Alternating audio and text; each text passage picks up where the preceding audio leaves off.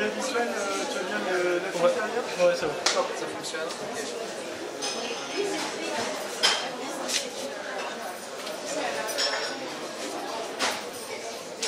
Ok, oui, c'est bon.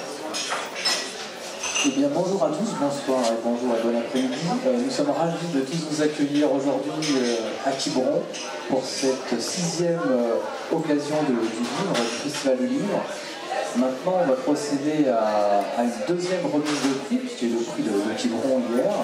Et aujourd'hui, on va pouvoir décerner le prix des petits mots des libraires. Alors, je ne sais pas si vous connaissez le site internet, les petits mots des libraires. J'ai eu le plaisir et le bonheur de créer ce site il y a maintenant 2 ans et demi pour mettre en avant les libraires, leur travail, leur profession.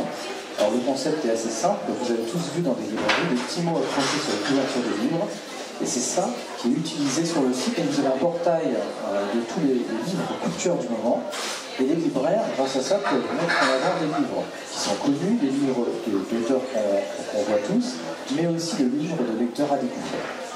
Et l'intérêt du libraire et cette capacité qu'il a justement parmi tous les livres qui sortent de la rentrée littéraire est de découvrir justement et de trouver pour nous les meilleurs livres qui vont nous emmener, nous faire évader, etc.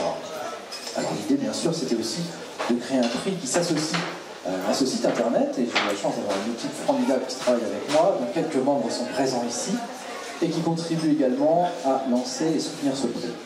Alors le prix est simple, il est basé à partir de 24 libraires qui participent évidemment activement sur le site. Il y a à peu près 3000 libraires partenaires en tout à ce groupement, Page des libraires, les libraires ensemble, etc.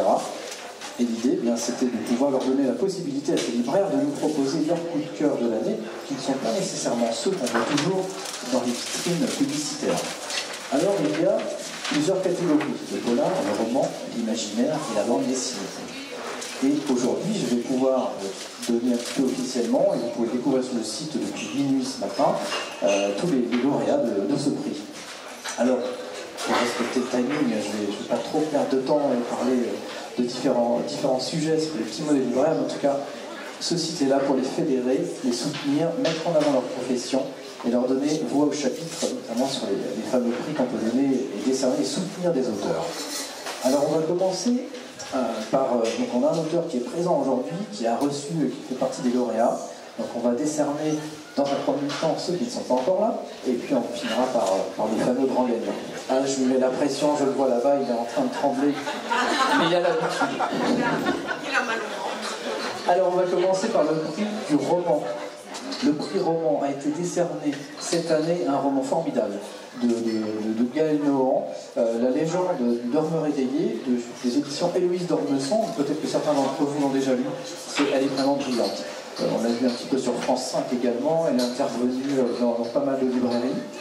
Ça, c'était dans la catégorie roman, les romans d'auteurs déjà bien lancés. Bien sûr, on a les romans découvertes, et en roman découverte, on a Jack Black, des éditions de Monsieur Toussaint l'ouverture, donc on connaît un petit peu moins peut-être du grand public, et c'était donc pour Personne ne gagne. Donc une très belle couverture, un livre aussi à découvrir. Donc merci aux libraires de nous avoir fait découvrir cet auteur et ce livre. Dans l'imaginaire maintenant, on a Hausse de la Lune de Jonathan Carroll, qui est aux éditions de Forge de Vulcain. C'est un éditeur qui est très pointu et qui nous permet de découvrir des auteurs tels que Gilles Marchand et d'autres encore.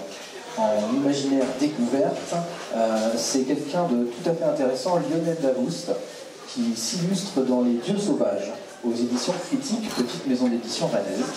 Donc, qui est à soutenir et à faire connaître. On arrive à la bande dessinée. Voltaire amoureux. Voltaire amoureux, Clément Berry, qui s'était déjà illustré, donc c'est un auteur quand même déjà de prestige, édition des Arènes. Et BD découverte, La petite balade et Grande muraille, donc là beaucoup de libraires l'ont soutenu, de Maïté Verjus, c'est aux éditions Fait. Et j'en viens au polar, bien sûr. Et on va commencer donc avec le polar découverte, Dans le silence des oiseaux de Chris. Je vais vraiment finir par le dernier, donc je suis désolé de te faire patienter autant. Donc de Chris F. Gardas, qui est aux éditions de l'Astre Bleu. Donc vous pourrez retrouver bien sûr tous ces titres sur le site internet. Ils seront partagés auprès des éditeurs, des lecteurs, des blogueurs. Et j'en viens enfin au polar, le grand et illustre Olivier Norek, qui s'est illustré déjà auprès de Point, auprès de pas mal d'autres éditions, et une fois encore avec son livre Entre deux mondes, une très belle couverture bleue que vous avez l'occasion de retrouver là-bas aux éditions Michel Lafon. Je t'attends, Olivier Norek, bien sûr. Je vous rejoins.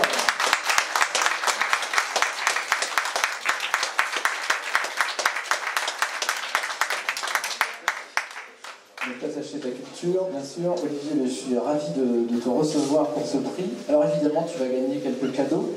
En tout premier lieu, nous allons te remettre, au nom de toute l'équipe, des petits mots des libraires ici, et en partie ici, le fameux trophée pour le prix du Polar 2018, les petits mots des libraires. Félicitations pour ce prix. Je passe la parole à l'instant. Quelqu'un d'autre qui va t'offrir un cadeau pour se remercier pour ce prix. Félicitations pour ce prix. Le Sofitel Quiberon, du coup, est ravi de vous offrir à cette occasion une escapade bien-être. Ce sera l'occasion de revenir sur notre prestige. Avec grand plaisir. Félicitations.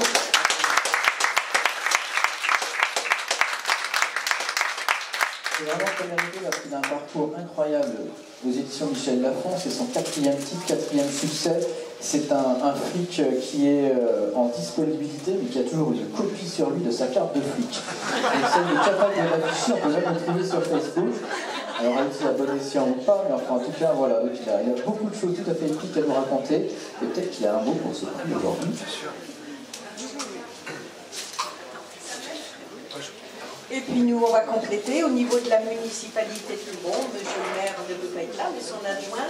Voilà, juste pour vous aider, pour écrire encore davantage de choses.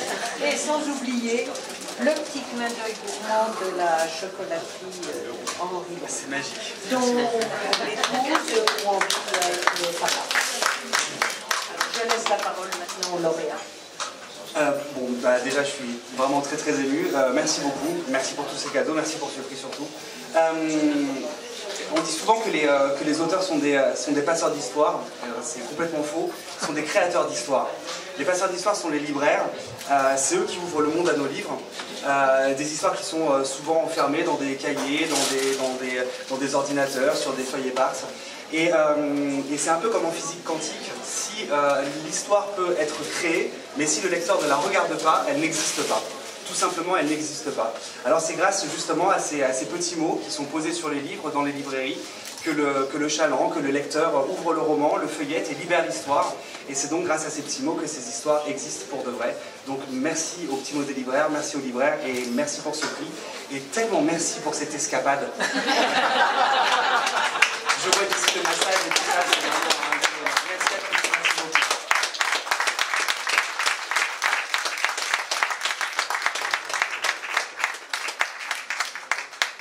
Donc bien sûr, maintenant, vous aurez l'occasion d'aller rejoindre ce lauréat si vous le souhaitez pour découvrir et vous offrir ses livres.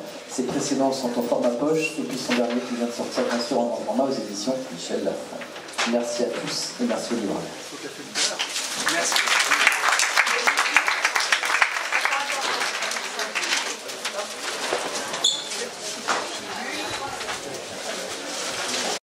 Un petit aperçu de cet épicurien qui s'intéresse très rapidement à des cadeaux tout à fait sympathiques d'hôtels et autres. Alors Olivier, ce qui est très intéressant avec un auteur comme toi, qui est un ancien flic, et qui est toujours flic d'ailleurs, de se dire, tu as su mettre à profit ton métier, et quand on découvre ton travail d'auteur, dès le premier bouquin, Code 93, avec Territoire, avec ceux qui ont suivi, on retrouve évidemment cette marque policière dans tes livres, mais au-delà de ça, on va découvrir une forme aussi de coulisses, on va dénoncer un petit peu des choses d'un métier qui est hyper beau, qui est hyper valorisant, et en même temps des difficultés que le public ne connaît pas forcément, et il est bon un petit peu de mettre en avant pour contrebalancer ce que les médias peuvent des fois un peu étouffer. Donc j'aimerais bien que tu nous parles un petit peu de ça, et quelles étaient tes premières motivations pour en arriver jusqu'à ton livre, qui aujourd'hui, Entre deux mondes, s'illustre d'une manière un petit peu différente des précédents. Alors en fait, j'ai réalisé que le polar était complètement démocratisé, qu'il appartient à tout le monde. Si vous êtes un psychologue, vous écrivez des polars de psychologues. Si vous êtes scientifique, comme Tilliez, vous écrivez des polars de scientifiques. Et si vous êtes ethnologue, comme Fred Vargas, vous écrivez des personnages qui tournent autour des gens, qui tournent autour des origines. Et on ne leur demande pas d'être des polars procéduraux ou d'être des polars hyper techniques. Moi, je suis policier. Donc j'avais quand même l'impression de devoir au lecteur quelque chose qui se rapproche de la vérité. Ce qui fait que dans mes romans, 90% de ce qui est écrit est tiré de faits divers réels, d'enquêtes sur lesquelles j'ai travaillé ou d'enquêtes sur des gens que je connais ont travaillé. Alors c'est sûr que ça rajoute un petit peu d'épice à la lecture de se dire que cette victime a subi ça ou que cet auteur a commis ça, parce qu'on se dit que pour une fois c'est pas inventé, c'est pas fantasmé ni caricaturé. C'était un petit peu la volonté que j'avais quand j'ai commencé à écrire des polars, parce que je me suis dit, il y a 1500 polars qui sortent par an en France. Comment être vu, comment se démarquer? Eh bien j'ai réalisé que tout ce que j'avais vécu, de mes enquêtes de violeurs en série, à mes enquêtes de couples cannibales, jusqu'à mes enquêtes de chiens mangeurs d'enfants, je me suis dit que tout ça, j'avais pas besoin de l'imaginer, j'avais pas besoin de le fantasmer, je l'avais déjà. J'avais déjà ce qu'on appelle la matière, chez les policiers on appelle ça du biscuit. J'avais déjà toute cette matière pour créer des romans policiers. Donc je suis resté sur cette première trilogie à vouloir montrer la vérité et des choses qui m'ont blessé en tant que citoyen ou qui ont freiné mon travail de policier. Dans mon premier roman, Code 93, je parle des trafics, des chiffres de la criminalité. Vous savez, Paris est en train d'étouffer et on va essayer de faire un grand Paris. Le problème, c'est qu'on ne veut pas du 93 dans ce grand Paris. Donc on va repousser au maximum ce département. Et j'ai imaginé un assassin qui, lui, va vouloir rétablir la vérité sur ce qu'on appelle le Code 93. C'est-à-dire qu'un jour, on a décidé de planquer des homicides, on a décidé de planquer des infractions, on a décidé de planquer 25% des infractions sur le 93 pour que le 93 devienne un genre idéal et qu'enfin il puisse être intégré dans le Grand Paris. Et donc j'ai inventé un assassin qui voit les policiers planquer son travail d'assassin et qui se décide d'être le plus visible possible.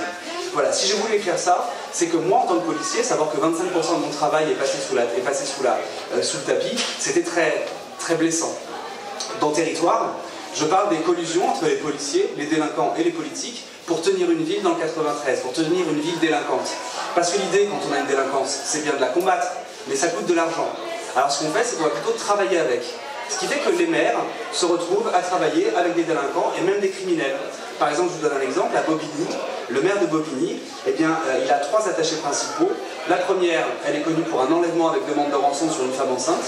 La deuxième, elle est connue pour être la petite copine d'un kidnappeur assez célèbre, puisque c'est les gangs des barbares, ceux qui ont enlevé, séquestré, torturé et assassiné Ilan Halimi. Donc elle travaille à Bobigny, tout simplement. Et le troisième est connu pour une escroquerie de près de 800 000 € auprès de Pôle emploi. Donc voilà la garde rapprochée d'un homme politique dans le 93. Nous, quand on arrête quelqu'un et qu'on voit qu'il est protégé par des politiques, ça nous freine notre travail et ça me heurte en tant que citoyen, donc j'ai voulu en parler. Dans mon troisième, Sur tension, je parle de l'état catastrophique des prisons en France. Et pour relater ça, je mets en prison un gamin de 20 ans, fragile comme une bulle de savon. Et c'est à travers ses yeux qu'on va découvrir la difficulté des gens qui sont en prison. Et une fois que j'ai écrit tout ça, j'ai l'impression que ça a été mon tremplin pour écrire le livre qui est en fait le plus personnel, Entre deux mondes, qui est une enquête dans la jungle de Calais. Une enquête dans le seul endroit où on ne peut pas enquêter. Pourquoi on ne peut pas enquêter dans un camp de réfugiés? Tout simplement parce qu'il y a les 5 piliers de l'enquête judiciaire qui ne sont pas disponibles. C'est les empreintes digitales, l'ADN, les écoutes téléphoniques, les réseaux sociaux, et le 5e, je l'ai oublié parce que je suis stressé. C'est pas grave déjà, mais il existe, c'est très intéressant. Mais il existe. La recherche de témoins, évidemment l'enquête de témoignage, puisque dans un camp de réfugiés, personne ne parle aux policiers. Donc je me suis dit que j'allais inventer une enquête dans le seul endroit en France où on ne peut pas enquêter. Mais surtout, j'ai voulu parler de la jungle de Calais parce que je suis petit-fils de migrant. Je m'appelle Norek, vous ne me prenez pas, vous pourriez penser que je suis du coin, non c'est un cas, donc je suis polonais, désolé. Donc je suis petit-fils de polonais et je suis là dans mon canapé tranquillement en train de regarder BFM, de lire les journaux, d'écouter la radio, et on parle de vagues de migrants, de mouvements migratoires, de flux migratoires. J'ai l'impression qu'avec toute cette sémantique anxiogène, on va se faire envahir et on va se faire déborder par tous ces assaillants. Et puis je me rappelle que je suis petit-fils de migrant et que j'ai pas le droit d'avoir peur. Et que la peur, comme la phobie, elle est basée sur l'ignorance. Donc je prends mon sac à dos et je vais vivre dans la jungle de Calais. Donc à la fois c'est un polar dans la jungle de Calais. Immerger là-bas réellement pour pouvoir être au plus près de ton sujet et de détailler, de faire tes recherches toi-même, là où tu n'as pas le droit d'enquêter habituellement. Voilà, ça c'était capital. J'ai voulu vivre 3 semaines avec eux, avec la partie soudanaise du camp qui m'a accueilli et qui m'a protégé aussi. Parce qu'il y a comme eu 3 homicides pendant les 3 semaines où j'y étais, donc c'est un endroit qui est assez dangereux. Parce que le sujet est si important, il est si sensible que je ne pouvais pas n'avoir que la vision que j'en avais de la télévision ou d'aller voir les policiers et de me dire comment ça marche la jungle de Calais. Non, non, j'ai passé 3 semaines avec la partie soudanaise du camp, j'ai passé aussi beaucoup de temps avec la BAC, ceux qui travaillent donc dans Calais, les flics de Calais, les politiques, la DGSI, la DGSE, c'est des agents secrets aussi dans la jungle de Calais. Imaginez bien qu'on a 27 pays différents qui se font la guerre au Moyen-Orient, Afrique du Nord, Afrique du Sud, et qu'évidemment ça intéresse nos agents secrets, notre DGSI. Plaque d'entrée évidemment pour tout ce qui est terrorisme, pour se cacher et se fondre. Évidemment. Et puis une fois que j'ai eu tous les acteurs, je me suis dit que j'avais le droit de raconter une histoire, mais une histoire réelle. C'est-à-dire que les flics sont des héros et des salauds. Les migrants sont des héros et des salauds, parce que je suis un héros et un salaud, et Samuel est un salaud. Ça tombe toujours sur celui d'à côté. On a tous une partie lumineuse et une partie sombre, et je ne pouvais pas aborder ce sujet en disant que les flics étaient tous des héros et les migrants étaient tous tellement courageux. Il a fallu que je montre aussi qu'on avait des flics un peu fachos, qui aimaient bien taper sur les migrants. Et puis aussi qu'on avait des migrants qui malheureusement avaient parfois dans cette jungle de Calais, on a recréé les mêmes inégalités que dans n'importe quelle société. Donc très rapidement, il y a eu de la vente de drogue, de la vente d'armes, de la prostitution, les passeurs. C'est-à-dire qu'on a recréé les mêmes inégalités. Voilà, on a recréé les mêmes inégalités parce que quelle que soit la société, méga, macro, micro-société, on recrée tout le temps les mêmes inégalités. Et alors que j'avais pensé avoir trouvé dans cette jungle une sorte de solidarité, vu ce qu'ils avaient vu, vécu, perdu, espéré, eh bien j'ai retrouvé les mêmes inégalités que dans n'importe quel pays. Et donc j'ai voulu retranscrire ça au plus juste possible pour que le lecteur puisse se faire sa propre opinion, qu'il ait toutes les informations. J'ai fait une sorte d'autopsie de la situation, une radiographie, ce qui fait que quand on lit ce livre, on peut partager avec d'autres qui ne l'ont pas lu. Tout ce qui est dans ce livre est absolument vrai, c'est exactement comme ça que ça se passe. Mais j'ai pas voulu faire comme un journaliste qui passe un après-midi et qui se dit c'est bon, je vais faire un papier. Et plus le sujet est sensible, et plus on a l'obligation de parler à absolument tout le monde. Par exemple, j'ai aussi parlé avec les Calaisiens, et j'ai trouvé qu'ils étaient aussi des héros et des salauds. C'est-à-dire que les Calaisiens, qui sont victimes de cette jungle de Calais, puisque le chômage est en explosion, l'immobilier chute, le tourisme chute, leur économie principale, qui est l'économie des transports routiers, se casse la gueule, eh bien, il y a dans Calais, l'association humanitaire la plus efficace s'appelle Carrefour Calais, et c'est une association calaisienne. C'est quand même sublime. Mais il y a aussi les Calaisiens en colère, avec par exemple des gens qui ont des croix gammées tatouées sur le torse. Voilà. Si j'arrive avec une situation avec des personnages manichéens, des personnages tout blancs ou tout noirs, alors je me plante complètement sur ce bouquin. Voilà, une caricature. Je voulais vraiment montrer tous les aspects de la situation pour que le lecteur puisse se faire, pas mon opinion, l'accorder ou la nier, mais se faire sa propre opinion. Et à la fin de ce livre-là, on peut se faire sa propre opinion. Mais aussi, c'est quand même un énorme polar. C'est l'histoire d'un flic syrien qui veut faire un coup d'État envers Bachar el-Assad. Soit ça réussit et il est tranquille, soit ça rate, et alors il est mis à mort. Et donc il va faire partir sa femme et sa fille avec quelques semaines d'avance dans la jungle de Calais parce qu'il a vu sur internet qu'il y avait des endroits où les femmes et les enfants pouvaient être protégés, c'est ce qui est vrai. Le coup rate évidemment, et il va retrouver sa femme et sa fille dans la jungle de Calais, sauf qu'il ne les trouve pas. Et il va commencer à devenir fou. Dans la jungle de Calais, 75% des gens sont atteints de troubles psychiatriques, de la petite dépression jusqu'à la profonde schizophrénie. Parce que c'est l'ennui, c'est l'inaction. Ils attendent le soir, 2-3 heures du matin pour passer dans le camion, et c'est... il y a quoi? Il y a 1% qui réussit à passer. C'est infime. Donc il commence à devenir fou, et Adam, mon flic syrien, doit faire quelque chose. En attendant sa famille, il doit absolument faire quelque chose. Et comme lui, il ne veut pas partir en Angleterre, il faut qu'il s'occupe. Et miraculeusement, une série de meurtres commence dans la jungle de Calais. Et c'est le démarrage d'une enquête parce que comme il est flic, c'est son ADN, il ne peut pas faire autrement, c'est son oxygène, et il va foncer à corps perdu dans cette enquête, mais comme il n'a pas de renfort, comme il n'a pas de moyens, il va demander à un petit flic de Calais de l'aider. Et ce petit flic de Calais, parce que lui aussi son ADN c'est d'être flic et d'aller aider l'autre, aller aider le citoyen, qu'il soit noir, blanc, jaune, vert, il s'en fout, c'est aller aider l'autre. Et bien ces deux flics, sans aucun renfort, avec 10 000 suspects qui vont devoir enquêter dans la jungle de Calais. Voilà, je parle beaucoup trop, je suis désolé. Intéressant, il faut que je reprenne la parole. Oui, reprends la parole. On faisait des timings de 3 minutes et là on va encore avoir dépassé. Ce qui est très intéressant dans les livres d'Olivier et qu'on ne souligne pas assez, c'est qu'ils sont extrêmement scénarisés. Une vraie construction dans le texte, c'est pas seulement le boulot d'un flic que vous allez découvrir, seulement l'univers qu'il va vouloir mettre en avant et vous proposer, mais c'est aussi une construction. Vous allez avoir une addiction supplémentaire à suivre ses travaux, et il a travaillé par ailleurs comme consultant sur des séries télévisées. Donc c'est dire qu'on a besoin de ses qualités et de son talent pour pouvoir avancer dans nos enquêtes aujourd'hui, que ce soit livre ou télé. Je vous invite bien sûr maintenant à présent à le rejoindre, puisqu'il va retourner à sa table. Merci beaucoup. Il a beaucoup parlé.